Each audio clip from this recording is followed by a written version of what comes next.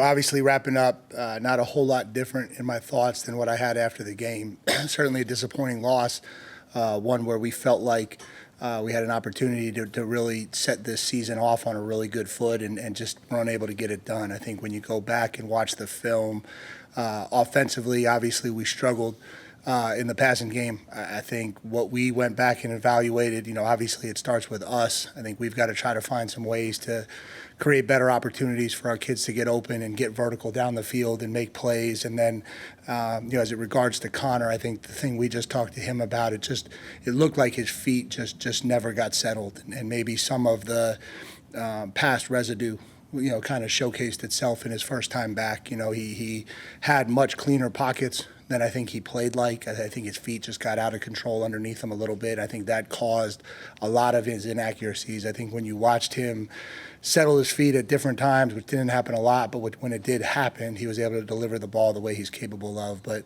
on the interception he threw to Noah, probably one of the most noticeable examples, his feet just kind of were all over the place. And so he knows it. He saw it. I think he's confident in the corrections he needs to make, and he'll have a great week of practice and put himself in position to make the improvements we need to make. And it certainly isn't all on him by any stretch of the imagination. We still got to do a better job throughout the game of keeping pressure off of him. We still got to do a better job throughout the game of creating separation and running routes.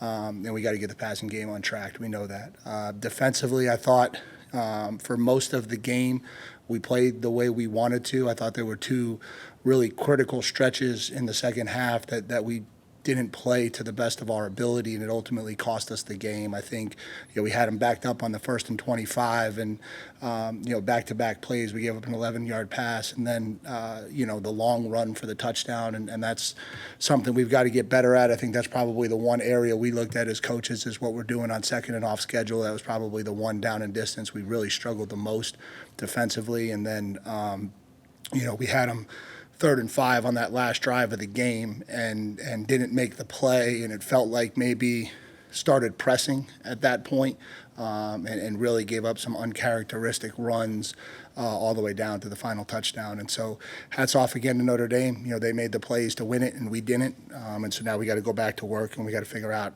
how to close that gap. As we transition and turn ahead to McNeese State, obviously a school that has some connections to Texas A&M. Former head coach R.C. Slocum is a distinguished alumni of McNeese State.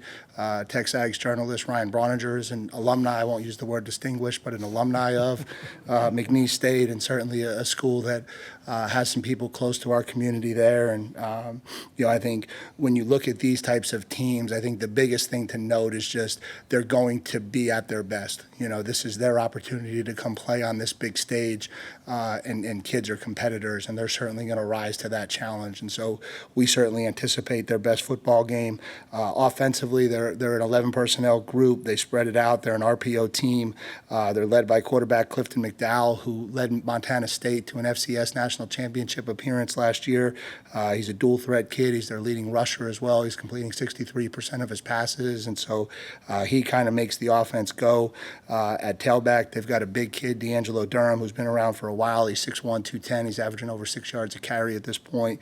Wideouts, tight ends, they're kind of a mix of like returning players, Power 5 transfers, and so they're still trying to kind of sort through. They're playing a lot of guys at both of those positions, and then 3 of their 5 returning starters are back, and so it's an experienced group up front. Defensively, they've been really good through 2 games. They're very similar structure-wise to what we do and what we play. They've got an experienced front coming back. 3 of their 4 starters return. They had a linebacker, Mike Davey, who led the nation in tackles last year with over 150 tackles. He's already got 31 in 2 games coming into this one. Again, their secondary, like their wideouts, is a mix of returning starters, kids who have transferred in, and so they're trying to sort that group out still. And then they got a punter who's punted 9 times and is averaging 50 yards a punt. And so certainly some pieces on their roster that we need to respect and prepare for. But at the end of the day, and at the end of the day, just like last week, it's going to be about us. It's going to be about us playing this game to our standard and making the improvements we need to make going into week 2 to get this thing where we want it to go. So from there, I'll kind of open it up to questions. Olin, second row on the right, then Brent. Yeah, Mike, if I could ask you 2 things. First of all, after going over the tape and everything, what did you like? Yeah, I don't know. I'm a football coach. We lost. Yeah, I mean, I thought we certainly made some strides and improvements on the offensive line. I think the pockets were cleaner than maybe people thought they were going in. We didn't give up any balls over our head in the secondary. I think the longest pass play they completed on the night was an extremely contested catch where their kid made a phenomenal catch on their sideline, and that stuff's going to happen a little bit. Those probably be the two, I guess. And then I wanted to ask, you had talked about problems with receivers getting separation. Does that create maybe a little bit more of a sense of urgency in getting a guy like Bussy ready at receiver? No, I don't know that it creates urgency. And when I say that, like that's always that's an across-the-board problem. Like when you talk about separation, that's not just on the wide receiver. Some of it is the routes that we're calling, how we're running them against the leverages that we're seeing, making sure that we're running the right routes against the right leverages. That's a piece of it. Some of it is just play speed. I think we have to play faster at wide receiver. I certainly looked at times like we were still feeling our way through some of it, and that's something we've got to get cleaned up and fixed. And Terry's a talented kid. We're getting him going to the best of our ability and to the best of his ability. And I've told you he's going to impact the season. And you saw it a little bit in the return game. You saw us trying to get the ball in his hands. We'll continue to do that, but we still have confidence in the guys that are playing at that position. And so it's kind of where we're at. Down front, Brent, and then Travis. This isn't really specific to your program. It's kind of more specific to football. But why is it a quarterback is different when he's stays in the game? Like if you have a running back who struggles, hey, you're going to go to the next guy and try him. Why is a quarterback a guy you stay with throughout the game? And not, like I said, not just you. Yeah. Most everybody. No, but I don't know that I would say that. Like I don't know that if Le'Veon Moss was struggling, we would pull him out of the game. I don't know if Noah Thomas isn't getting open or having a lot of catches, we pull him out of the game. I think we have a memory bank of a lot of reps. We've seen probably over 1,000 reps of these kids play. You guys have seen that. You fans, everybody has seen 70. And so I think when you're making those decisions in the heat of the moment, we're making them off of 1,070 reps. You guys, people want to make them off of 30 throws that they see. I think that's probably why. And I don't know that. I don't think it's different. I really don't. I think if there's two positions where you think it's really close, you're quicker to move left and right based on how game flow's going. If Torian York goes out there and misses a tackle, like we're not putting in the next linebacker. Like Torian York's our middle linebacker. He missed a tackle. He's going to go out there. He's going to correct it. He's going to get better. So I think that's probably why that happens. And then how would you assess y'all's conditioning after the first game? Maybe it did seem like down the stretch that maybe you had more guys down than they did and so forth. And how would you assess that? Oh, I don't think so. I don't think so at all. I don't think we had anyone down. I think Connor got hit in the gut and puked. And I think, yeah. I don't think we had anybody down. So you're good with your conditioning? Yeah, I don't think that played a role in the game. Front, Travis. Then Yeah, you're two new guys on the offensive line with Reed Adams and Faiu. I don't know if him. How would you kind of assess what they were able to bring, especially with the center coming in midway through the game? Yeah, I mean, I thought both of those guys added what we wanted them to add. I think T.J. Shanahan stepped up too, and he played more snaps than he's played around here in the past, and I thought he did a nice job. As we get into the O-line, unfortunately, I'll give you one injury report. Mark Naboo, unfortunately, is going to be out for the rest of the year, and that's kind of what led to Coley playing a lot more. I think the plan originally was a little bit more rotation, but unfortunately Mark's going to be out for the rest of the year, and so Coley will now obviously have to step up and play the majority of the game at center for us. go to the left, Luke. Coach, you mentioned Clifton McDowell, D'Angelo Durham for McNeese, two talented runners. What do you think the run defense really needs to do when it comes to continuing those guys and improving in that regard? Yeah, I think, it's every level. I think, when you look at it, I think we can control the line of scrimmage better with our front. I don't think we got pushed around, but I certainly don't think we pushed them around to the level that we're capable of, and I think they would all tell you that. I think we've got to fit a little bit faster and cleaner at the second level, and then I think on the third level, we have to do a way better job of leveraging the football. I think if you look at most of the explosive runs happened because of poor leverage on the third level, and so we've got to get that cleaned up fast. Second row on the right, Carter. Then we'll go to the back. Mike, you mentioned Connor's feet not being set on some throws and stepping into throws and things like that. Did you see any of that in preseason camp, or do you think that was a product of nerves or just the rustiness of coming off the injury? Yeah, probably the rustiness. We didn't see it.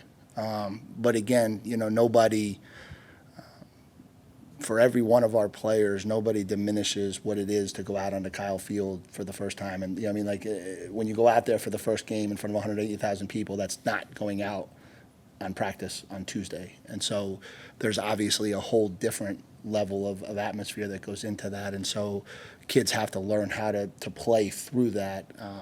For whatever reason, his feet just didn't follow from practice. I think he'll get it cleaned up this week. And with Connor, just how have you seen him kind of respond from that game and just your conversations with him since? Yeah, I think he's going to respond great. I think he's a competitor. I think he's a winner. The kids are confident in him. I'm confident in him. He's confident in himself. And I think he's going to go out and have a great week of practice and become the quarterback we know he can become. Coach, back behind the lights, far right, Ben. Coach, just to the passing game, what do you feel like is the key for maybe some of the biggest things for y'all to be able to create options at all three levels in terms of, short, intermediate, and deep passing game? I know you said y'all were trying to get into a rhythm with Connor, but I guess just to keep defenses honest so they're not just, going for the short stuff. To be able to pass the ball down the field more. Yeah, I'm trying to figure out. No, you're good. I'm just trying to figure out how to answer that. I think we've got to be more multiple in how we attack people. I think part of that is trusting the protection. Part of that is delivering the ball where it's supposed to go. Some of that is us schematically creating better opportunities to push the ball down the field. I guess that's the best way to answer that. Staying in back on the right, Chip.